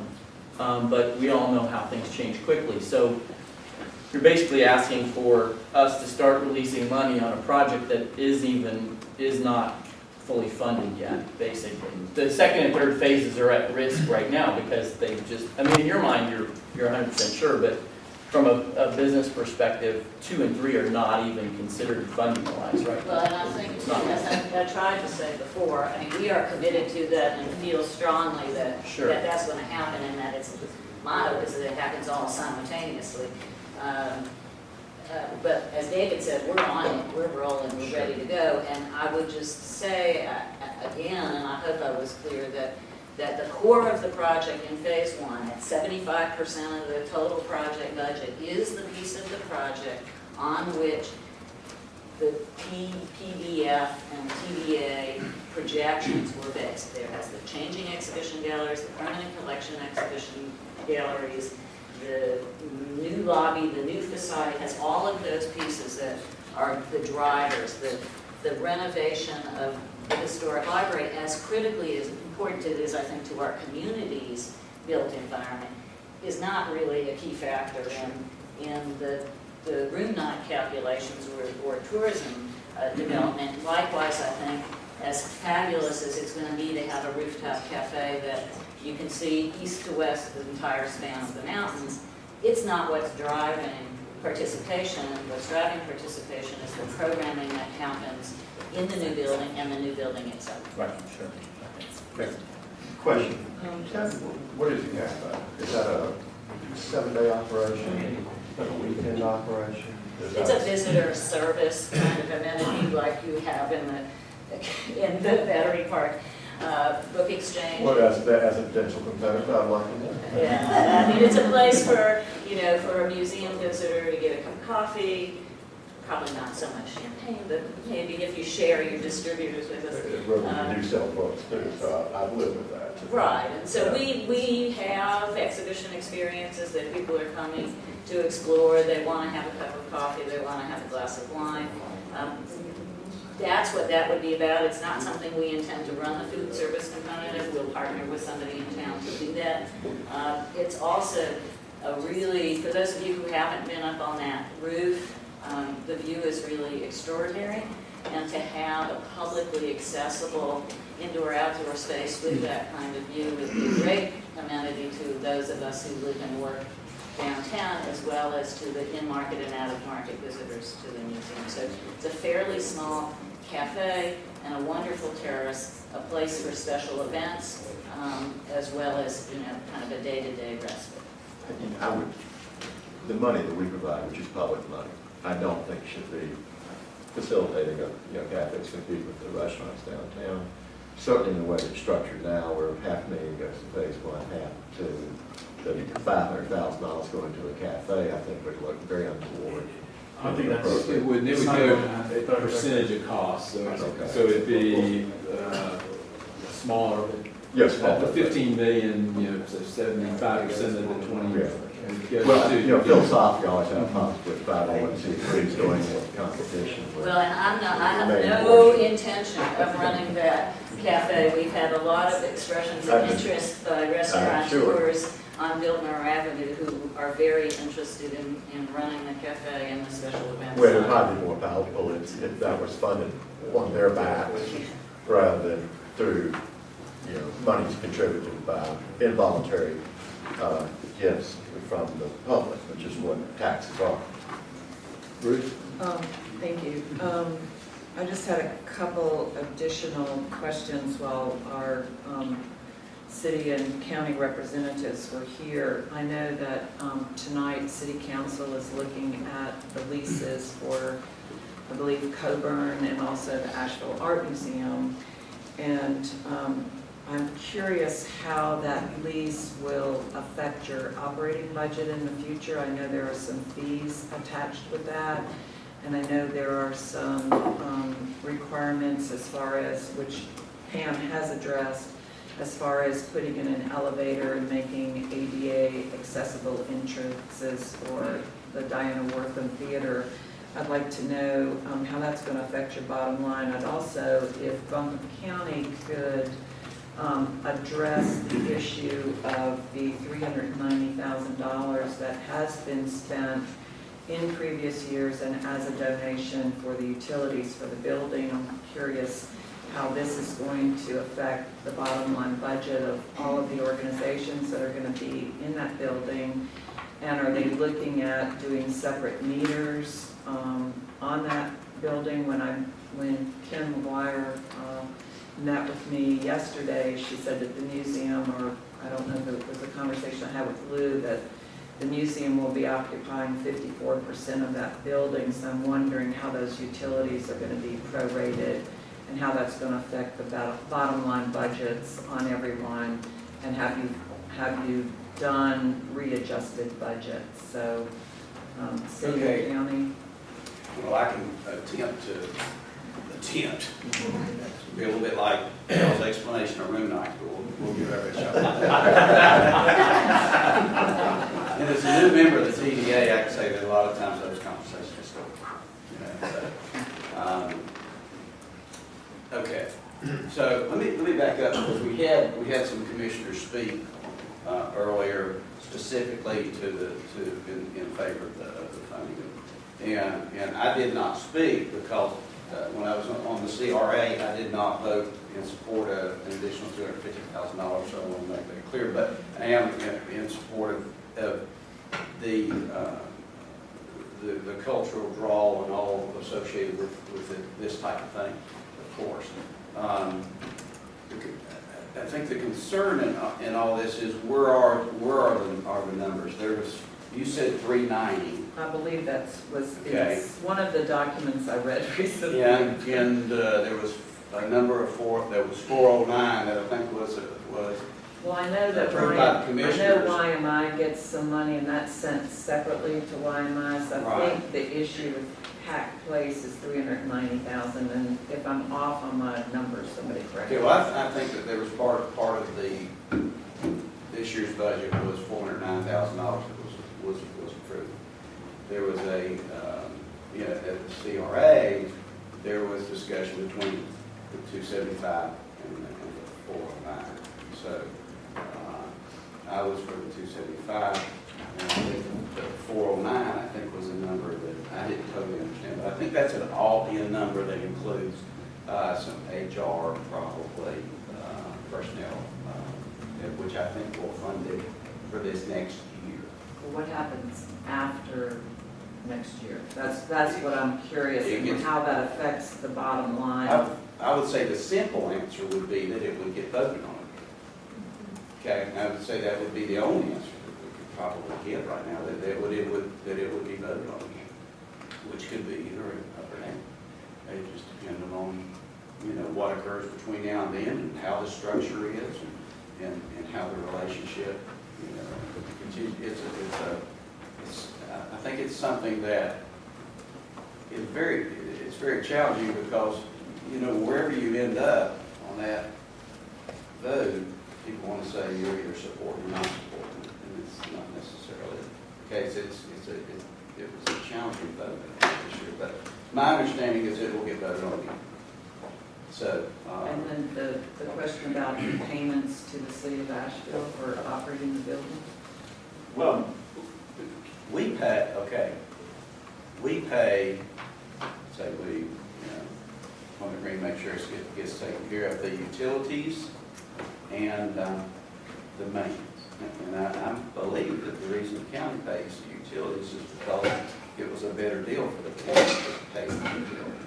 Did y'all understand that? That was one of the reasons why it was set up that way. They just continued to pay it because it was just a better deal for the city and the county and tax. I would suggest that, and Mr. Michael very well addressed that, but there was a funding stream from the county that went to the Art Museum when it was housed at the U.S. Cellular Center, Civic Center then. And in order to make Pack Place happen, the county's contribution moved over there with the Art Museum, the Coleman Mineral Museum.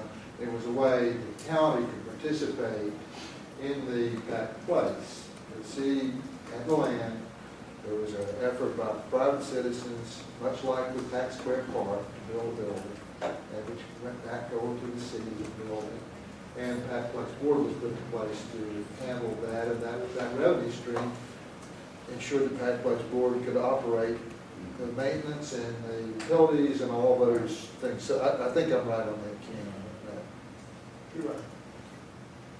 So, I think it's part of the budget, part of the budget discussion, and just going to say annually is my understanding. Is Terry still here? Ruth, I can speak a little bit, from a slightly different perspective. On the lease? The city has leased the property to Pack Place Inc. for 22 years. Pack Place Inc. contractually has always been obligated to cover utilities, maintenance, all the operating costs. From the start, the county has faithfully funded amounts that cover much of that each year, year after year, but it's always been an annual choice, and Commissioner Belcher is describing how we made the choice this year, we'll make it next year. There was one year about maybe 8 years ago where the draft county budget zeroed it out completely, and there was a political scramble and it got restored. So I would just emphasize that it's, that the arrangement of the future with 3 direct leases doesn't really change who's responsible for operating and so on. So there's not really a change there. You asked about the capital funding. The Pack Place Inc. and the occupants of the building have always been responsible historically for every penny of capital maintenance in the building. They're contractually obligated. There was an instance where the city stepped in 3 years ago and wrote a $285,000 check in an emergency to do the HVAC. Going forward, these new leases will require that the occupants of the building pay in designated fixed amounts into a capital maintenance fund.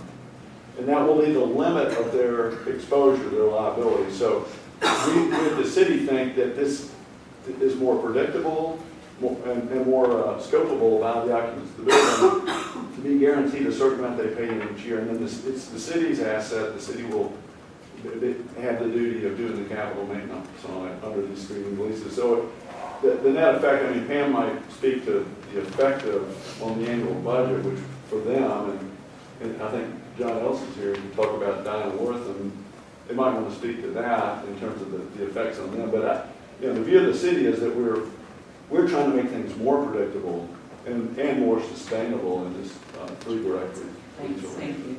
I just have, I believe this room is, someone else is coming in at noon, and I just wanted, I feel that there are a lot of unknowns. I know City Council is looking tonight at approving leases for the tenants in Pack Place. I know that we also have an audit going on and that we don't have the results of that audit. I feel like there's a lot of information that's come to all of us in the last week. I was still getting email documents this morning that I was reading at 6:30 that came in late last night. And I'm wondering if it wouldn't behoove this committee to wait a couple weeks and to wait till the audit's finished, to wait till the lease is approved by the city or not approved, whatever is done with them, to come back and meet again when we have a little more objectivity, maybe to look at these documents again, maybe ask the museum if they'll rerun their projections for room nights, and also look at the new expenses that might come with the lease and how that's going to affect their bottom line budget. I think this is it's a win-win project for the city, and I hate for us to rush through it and to make a recommendation and to vote today. I think there's still too many unknowns. I would concur, particularly this language about how the current contract is written about when the money would be released. I said I'm not in favor of loading it by phases, but by percentage. I guess that needs to be made clear. And then you see a draft of that contract that we can all take a look at and make sure it's something to live with. This will be the third rewrite of our contract. I think we had 4 contracts. And I would So just it's also been- add that I'm very consistent with the committee's contemporary practices. The last financials that we have received were from 2007. I think that it would give the committee confidence in the process and also provide the museum an opportunity to provide updated budgets going into the future. I'm sure those are available. And if we were starting this process over again, a thorough financial review would be part of that process. I think from a public confidence perspective, and also giving the art museum a fair opportunity to update the committee. This request came in so close to the time period that we needed to meet that we have not had an opportunity to thoroughly address that. So just to kind of add a point of order to the discussion that's already happened, I would suggest that would be something else that could happen quickly if you decided to reconvene. I would say, we were prepared to meet later on this week. This is just what worked for other schedules. Not based on ours, but. Quite out of our character to pull meetings this quickly for a larger committee as it is. And I would urge the committee to give advance notice, alternative dates as convenient for everybody rather than such a brinkmanship type of meeting. Well, just for a point of clarification, we were kind of endeavoring to convene the meeting when we could get a quorum in time for the next board meeting. I'm unavoidably out of town the rest of this week for my stepdaughter's wedding. And then Marla was scheduled out of town too, so I'm sorry we made that call to be here as a resource. And we had other board members in and out over the next few weeks. It's just a tough time. So I guess I think I agree that. It's been 7 years. Can't we give it another week? Yeah, I just think it has been inundating, and I do think there's around the financials and some projections. There are a few things that maybe we may come back to you for once we digest this. But I think that makes sense to me if it works for everyone in the committee. Any other thoughts different from that? The audits, or is there an audit? It's in process. What is the date of when that's been promised to us? The audit has progressed as planned, but now there's the process of hearing back from the people who have to validate their gift amount. And so there's nothing that anyone in the process can do to, we have committed to have a status report based on whatever information is available on the 25th. But it will be, and I want the committee to understand that the contract for the audit was that phase 1 was gifts that had posted prior to the end of May, and that as of August 1st, we would pick up a second wave. And so we can certainly amend the procedural guidelines of the audit in order to, make go ahead and address everything that's current, I think would be prudent. So the 25th of this month, so in 2 days, we're going to get. Well, but, you know, the letters have gone out, there was some, you know, I mean, I think the audit has progressed the way we would want it to, but there's just a matter of timing to get the responses back. So reach out to all your friends, send them back in real fast, you know, that would behoove everyone. I mean, the first communication we had from the audit firm was on July 1st.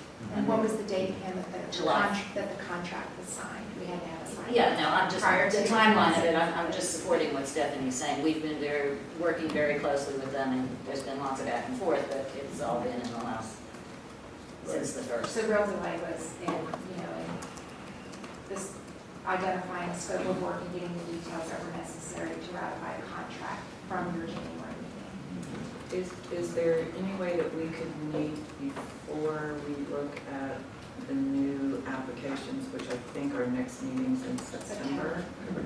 That would be my goal, so that we know whether this money is working somewhere. It's either going to work here or somewhere else in the community. So I think that would be the goal of all of us in our conversation. So I guess that would give us another almost 2 months. Well, you also, you meet on September 9th and 10th, 9th and 10th, I think but that's then after that date is when you would allocate funding. Yes, we have some time. Just to, Mr. Chairman, can I just? Yes. One thing? You know, we're perfectly willing to provide additional information, wait for the audit, but we're looking at a contract that says we're in default as of August 1st if we don't have $17 million in hand. So if you are going to delay this, I think we would ask for a temporary extension so that, you know, we do not want to be in default under your contract. So once Stephanie determines how long this is going to take, if we could request an extension of the contract pending your further deliberations, we would appreciate it. Well, and I think, I mean, really, I think what we were asking was that the self-imposed threshold of the museum of 17 million be changed to 15 million. You know, that's the essence of our request to you all, and then whatever language surrounds the payment percentage. It's already in the contract. Yeah, I think Stephanie's right that it's already there. I thought it was there, so, you know, I would join Lou in saying if we can't agree to just lowering the threshold in those 3 clauses in the contract and renewing the contract, that if we can extend till such time as being mindful that the next 2 months are complicated to get a quorum anywhere. Did great. Yeah, did great. Look how good we did too. Munchie, did you have? no, I was just gonna, what Lou said is if we don't do anything, or if TDA meets next week, and we don't come up with, essentially this contract is void. The 1.5 goes back into our, from escrow, it goes back into our available funds. There would have to be additional intervening processes for that to happen, but you're right that, you know, any contract amendments would be approved by the TDA at their monthly meeting, so it does seem prudent to, you know, have some sort of pause in the process until such time that could reasonably happen. When would their next meeting be? After August this? 27th. August 27th. We'll have, from what the papers I have, like I said, for the 25th, we should have some update from I think, you know, just to give you the right expectations, I think they will not have heard from all of the donors to confirm that gets by that time. I don't think we'll have something substantive by then.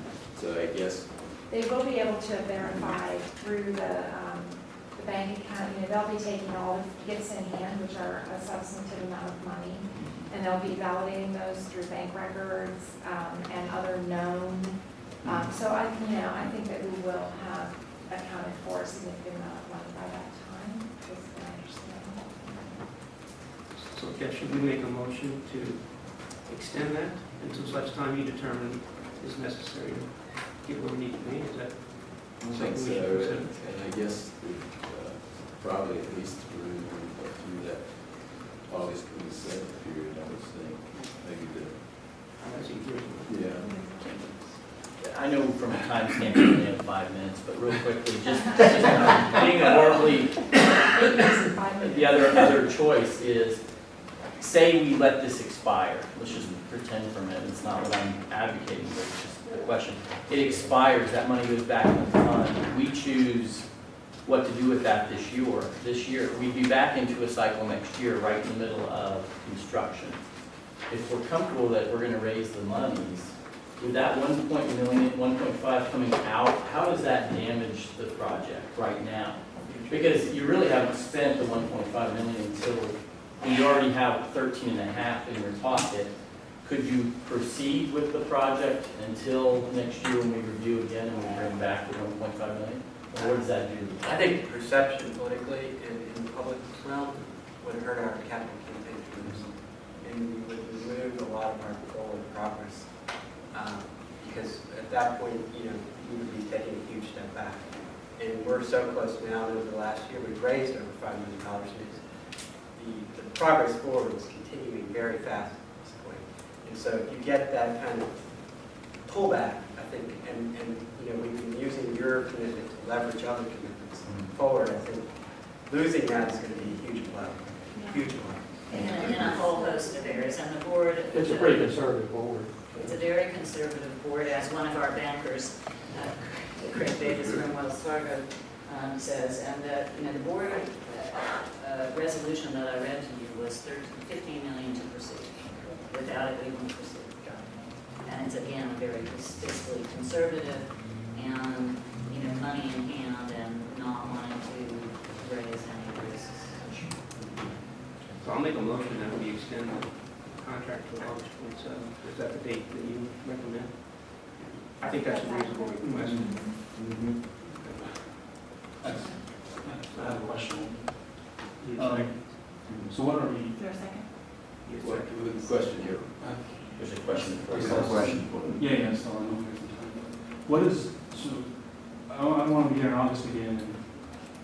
What are we waiting for exactly, so that we all know the information we need, we have it to make this decision, and we're not pushing these monthly or yearly. So the audit is one, Right. for sure. I think The status of the lease. And are we looking for $15 million in this audit or 17 The million? impact of the lease with the city. we'd be looking for 15. 15 million? I think that would be, We'd be they're not gonna have we'd be 17. verifying, we'd just be validating the amount that the museum is reporting. And then we would come back together and make a decision based on the results of that status about whether or not to proceed with, as the museum board has approved. I think there was a question about a revised operating budget. Revised operating budget with the city, projections. with the projection, with, possibly a payment out to the city for new operating costs, and also if the county takes out their utilities. So, updated financials, make sure everything's sound. I think it's also, for me, I'd like to, not having an endowment is a concern for me. So I want to see those projections, make sure that it is a sustainable art museum once it's built. So I'm going to go through the financials, projections. So I don't know how much I want to say if we do these things, it's a done deal. I think there's still some open questions. There are questions, but I just want to make sure that we're not asking for more information, obviously. I agree with that. Or do we want to, I don't know, wait till September maybe? I think that would give you more latitude. And not just, Are you talking about the September meeting for TDA? So what's that date? So we just want to say we'll extend until September 30? Is that more where you're going much? yeah, I just want to make sure that we have, we're not doing this for. So you would have a valid contract through September 24th. Can I make one more comment? Yeah. If we get out to September 30, that gives us plenty of time to get the information. What it does to us, though, I'm sure it's gonna, our board is gonna say, we want to release this $1.5 million job to do the construction documents when we've now got $1.5 million that we don't know about. And I don't know, I'm not sure the board, so I think the longer you push it out, the longer we're gonna be delayed in getting to the commencement of construction on the art museum. No, I think just procedurally, we could still, I mean, I think we would still work towards that goal of bringing a recommendation in August, but, you know, That would be my intention. we would just not be faced with the end of the contract. Yeah. I think hopefully we get the information, some of it's gonna be the audit, but that, what substance is in that audit, how long that's gonna take. The rest of the information, I think we get fairly quickly, and that we could huddle fairly quickly, whatever that is, not September or something, but well before that would be my intention. Good, because I'm just saying, I don't think we're gonna proceed until we know where the TDA stands on this particular program, so. I don't think we can proceed until. That's what I'm hearing from you all, is that we're working towards a resolution at the August TDA board meeting, but we want to extend the contract so that we don't have that additional burden of contract extensions. That would also give us time after that decision is made to ratify new contract. Glenn, I have sent, which we haven't really discussed today, and I'm not a lawyer, but I mean, what the language of that amendment is something I would appreciate the opportunity to work with you or whomever on, so that we have, or Lewis, or so that we have the language for those 3 points that suit. Those requirements are typically directed from the TPDF committee, and then we put that, you know, then we incorporate all of that into the contract that's presented to you to, you know, come back to us with any changes. So the motion on the table is to extend the contract as it's written until August 27th. Actually, September 24th. September 30th. September 24th, that's the 30th. 30th, just keep it so, 30th. September 30th. Yes. It has not been seconded. It's not. I'll second. Gary has made the motion, Thomas has seconded the motion to extend the contract as is until September 30th. All in favor, say aye. Aye. Opposed? Now, one question. When's my next meeting? I don't know, that we'll have to poll. I would see next steps is if together we'll come, whatever information we need from Pam or other sources, let's get that, we get that to them quickly, and we can do that through emails, so they can start pulling that together. And then at the same time, we can start, I guess, probably wait and see what our first stab at the audit, what that shows us, and we'll know how far along that is. And then set up a time frame, some time out there we'll poll, but it's not going to be in the next. That's the worst non-answer I've ever got.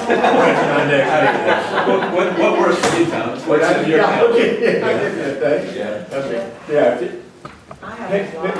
I have a lot of meetings on my September calendar because I'm also Again, I would hope that this is going to be in August. I don't see. We really need a date as soon as possible so we can. We can poll around and get some time, but I just don't want to set a date and we're not going to have the information yet. And then we can set a new date. I'd rather see what we're going to need, how long it's going to take. And I think we can have, next week, we can probably figure it out and we can come back to you with some times. But I do see it being in August. I don't want to go into September. It's not good for anyone, so. Y'all have a little bit of other work to do in September. Yes, that's right. A lot. Any other questions before we wrap up? All right, thank you very much for your attention and time and work this weekend.